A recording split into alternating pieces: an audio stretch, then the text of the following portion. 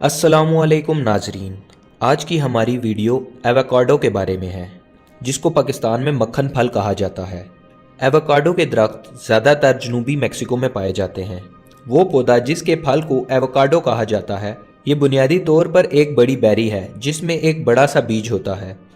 ये एक महंगा फल है और इसकी कीमत ज़्यादा होने की क्या वजह है, ये आप हमारी आज की इस वीडियो में जानेंगे।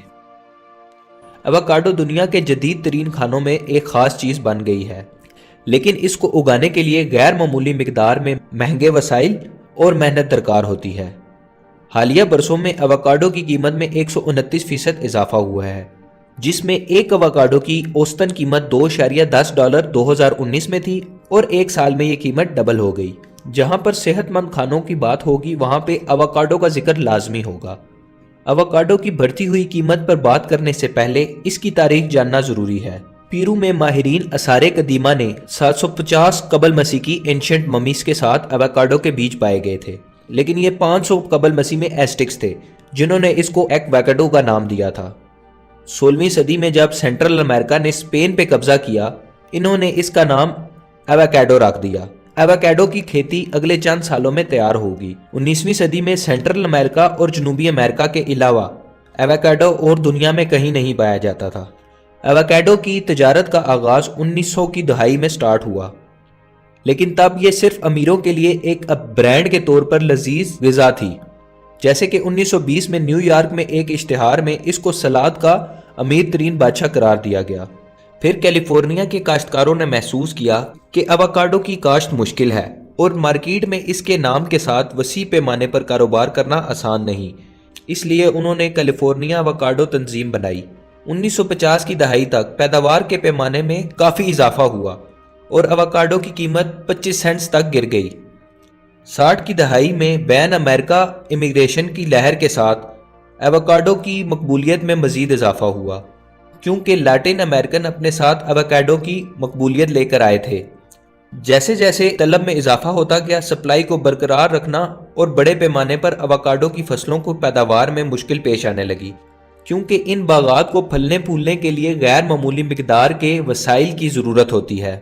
पानी, खाद, कटाई, कीड़ों पर काबू पाना और दरख्त को धूप से बचाने से ही अच्छी फसल तैयार होती है।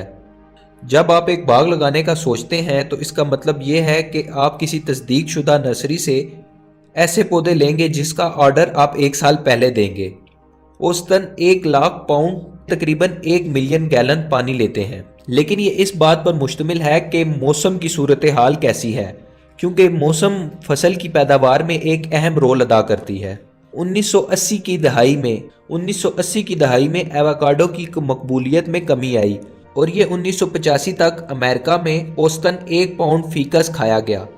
जब आम खानों में चिकनाई की बात आती है तो लोग थोड़ा सा परेशान हो जाते हैं, क्योंकि हमने अक्सर मीडिया पर यह सुना है कि चर्बी हमारे लिए अच्छी नहीं। एवोकाडो में चर्बी की किस्म मोनोडिकोरेटेड होती है, जिसको दर हकीकत सेहतमंद चिकनाई समझा जाता है। इस लिहाज से एवोकाडो में बहुत ज़्यादा चिकनाई दरअसल फ़ायदेमंद होती है। 2000 के आगाज के साथ साथ एवोकाडो में यकदम तब्दीली देखी गई। 2005 में अमेरिका एग्रीकल्चर ने मैक्सिकन एवोकाडो की दरामदात देने की इजाज़त दे दी। शुरू में कैलिफोर्निया के काश्तकार इस खबर से नाराज़ हुए, जिनको ये खदशा था कि इस इकदाम से मकामी काश्तकारों की फ़रोख्त में 20% तक कमी आ सकती है, लेकिन हुआ ये कि ये बहुत ज़्यादा मकबूल हो गए। मार्केट में इसकी वैल्यू और डिमांड बढ़ गई। रेस्टोरेंट्स वालों ने इसको अपने मेन्यू में मुस्तकिल तौर पर ऐड कर लिया। कैलेंडर का सबसे बड़ा दिन सुपर बाउल संडे बन गया।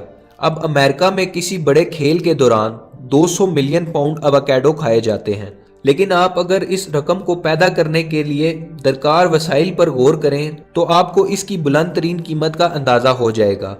200 मिलियन पाउंड के एवोकाडो उगाने के लिए 74 बिलियन लीटर पानी ज़रूरत होता है।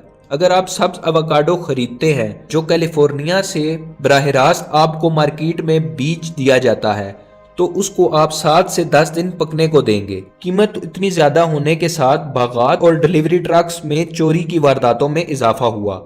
न्यूजीलैंड के इलाके बॉर्थलैंड में एक काश्तकार के बाग का 70% हिस्सा चोरी हो गया। फिर उसके बाद इन काश्तकारों ने अपने फसलों के इर्द गिर्द बिजली की तारें लगाना शुरू कर दी।